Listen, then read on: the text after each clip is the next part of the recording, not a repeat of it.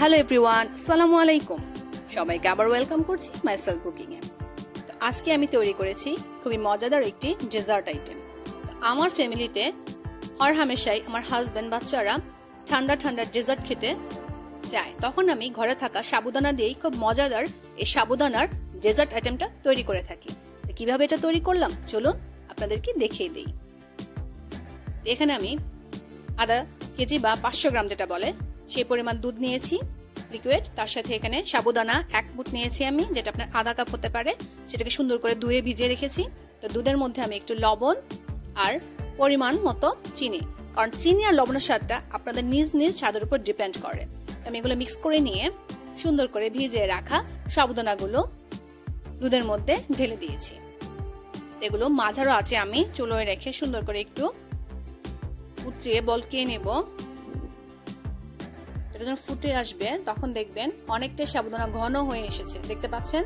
এই মুহূর্তে আমি চুলোর আঁচটা কমিয়ে দেব যেন সাবুদানাটা আরো ভালো মতো সিদ্ধ হয়ে আসে। এদিকে আমি একটু পাত্রে পানি নিয়েছি, তার মধ্যে আমি 2 চামচ কাস্টার্ড পাউডার মিক্স করে নেব।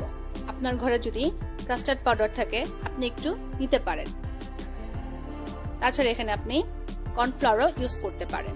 এভাবে কাস্টার্ড পাউডারটা ভালো মতো আমি মিক্স করে নিচ্ছি।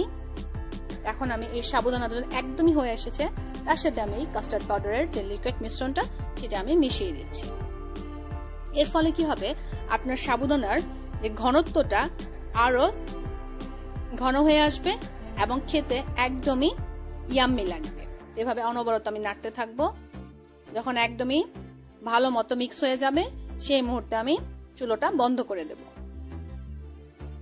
দেখতে পাচ্ছেন আমার একদমই সাবুদানাটা হয়ে গেছে। তো এটা আমি এখন একটু ঠান্ডা করার জন্য রেখে দেব।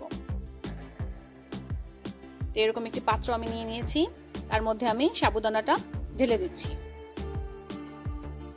আপনারা যে কোনো পাত্র নিতে পারেন, কোনো সমস্যা নেই। তো এর মধ্যে দেখতে পাচ্ছেন আমি আরো একটি কাচের বাটিতে, ছোট একটা সাইজের কাচের বাটিতেও কিভাবে পরিবেশন করেছি সেটাও আপনাদেরকে দেখিয়ে দেব। সেটাও আমি পরিমাণ মতো সাবুদানার মিক্সটা আমি দিয়ে দিচ্ছি। এখন আমি এগুলো একটু নর্মাল টেম্পারেচারে ঠান্ডা করার জন্য রেখে দেব। তো কিছুক্ষণ পরেই দেখতে পাচ্ছেন যখন একদমই বসে যাবে, তো ঘরে তৈরি করেছি আমি এই জেলিগুলো। তো কিভাবে তৈরি করলাম পরবর্তীতে কোনো রেসিপিতে আপনাকে দেখিয়ে দেব। এভাবে red colour, orange colour, green কালারের জেলিগুলো সুন্দর করে আমি এই সাবুদানার উপরে দিয়ে দিয়েছি, যেন দেখতে খুবই গর্জিয়াস লাগে এবং খেতে তো ইয়াম্মি। আর বাচ্চাদের জন্য লুকিংটা হবে ওরা দেখে যেন খেতে যায়। এভাবে জেলিগুলো দেওয়ার পরে একটু আমি ভালো করে সাবুদানার সাথে মিক্স করে নিচ্ছি। তার মধ্যে আমি আবার উপর দিয়ে একটু কিশমিশ আর বাদাম কুচি দিয়ে দেব। দেখতে তো অসাধারণ আর খেতে সো ইয়াম্মি হবে। বাসায় অবশ্যই আপনারা এভাবে যদি ট্রাই করেন, আপনার ফ্যামিলি মেম্বার এবং বাচ্চারা দেখবেন অনায়াসেই এই ডেজার্টটা খেতে খুবই পছন্দ করবে আর আপনাকে বারবার বলবে এটা বানিয়ে দিতে। তো এভাবে যখন আমি পরিবেশন করলাম, তারপরে আমি দেখতে পাচ্ছেন যে একটি কাচের বাটিতে নিয়েছি, সেটাতেও আমি এরকম জেলি দিয়ে আর কিশমিশ আর বাদাম কুচি দিয়েও আমি পরিবেশন করে দিচ্ছি। আশা করি আমার এই সাবুদানার ডেজার্ট আইটেমটা আপনাদের ভালো লেগেছে। তো অবশ্যই আমাকে কমেন্টস করে জানাবেন আর ভিডিওতে একটা লাইক দিয়ে দিবেন আর চ্যানেলটা অবশ্যই সাবস্ক্রাইব করে নেবেন পরবর্তী নতুন নতুন রেসিপি দেখার জন্য। তো আজ এই পর্যন্তই, সবাই ভালো থাকবেন।